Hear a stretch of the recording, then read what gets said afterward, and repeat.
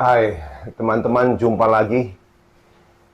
Kali ini saya ingin memberi sedikit reaksi, komentar pada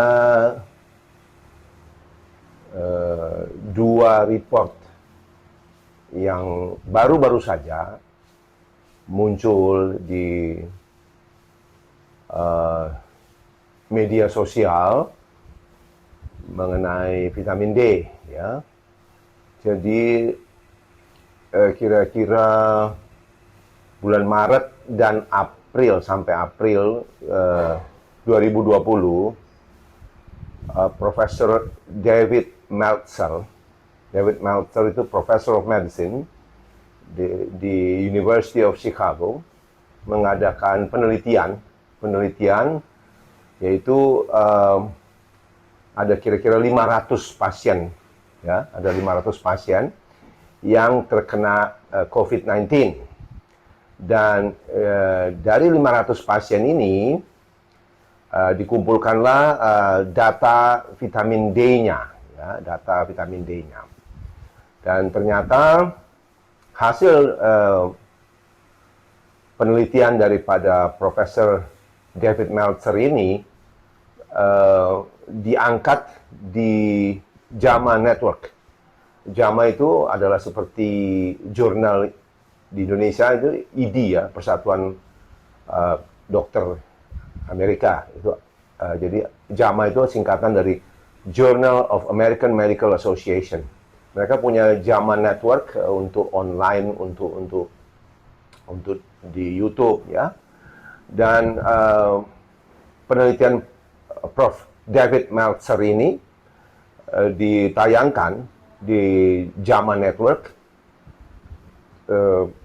seminggu yang lalu, kira-kira tanggal 14 September 2020. Jadi hasil yang didapat di University of Chicago adalah dari 500 pasien itu ternyata disimpulkan bahwa apabila kadar vitamin D dalam darah kurang atau istilahnya adalah deficient, ya, deficient. Biasa yang dibilang deficient itu adalah di bawah 20 nanogram per mililiter, ya. Kalau kadar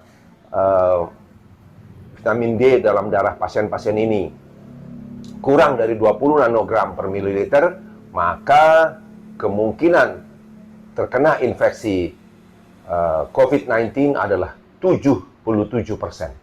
77%, ya, lebih mudah kena dibanding orang dengan kadar vitamin D normal atau tinggi, ya. Jadi ini sedikit melengkapi apa yang sudah saya laporkan di video saya yang lalu, yaitu studi dari Dr. Michael Holick yang dari Boston, ya. Karena Michael Holick yang juga dipublikasikan di online tanggal 16 September 2020 menyimpulkan bahwa kalau kadar vitamin D darah Anda normal atau tinggi, itu akan mengurangi kemungkinan infeksi COVID-19 sebanyak 54%. Jadi singkatnya, David Meltzer dari Chicago mengatakan kalau vitamin D darah Anda rendah, defisien, maka Anda kemungkinan kena COVID-19 77% lebih besar daripada orang yang kadarnya tinggi. Sebaliknya, Michael Holick dari Boston mengatakan kalau vitamin D darah Anda bagus, maka kemungkinan infeksi COVID-19 turun 54%. Jadi angka-angka ini sangat signifikan. Pesan saya terhadap kedua video ini adalah, sementara tidak ada obat yang pasti untuk COVID-19, ya, vaksin pun masih simpang siur. Bahkan yang terakhir saya dengar vaksin yang dari Rusia itu ditarik dari peredaran Karena semua pihak sekarang berlomba-lomba menghasilkan vaksin terlebih dahulu. Jadi kepingin menjadi orang pertama yang menghasilkan vaksin, sehingga kadang-kadang safety-nya dilupakan. Ya, jadi menurut saya jangan terlalu berharap dulu. Kemudian fakta lain yang perlu diingat adalah COVID-19 will stay with us for a very long time. Ya, kapan selesai kita tidak tahu. Karena itu ikuti protokol pemerintah, yaitu cuci tangan, masker, dan social distancing, jaga jarak, ya, jangan kumpul-kumpul. Selain itu, perbaiki vitamin D darah Anda. Gampang kok, relatif murah dibanding segala macam obat-obat virus yang harganya mahal-mahal, dan apakah efisien, a big question mark.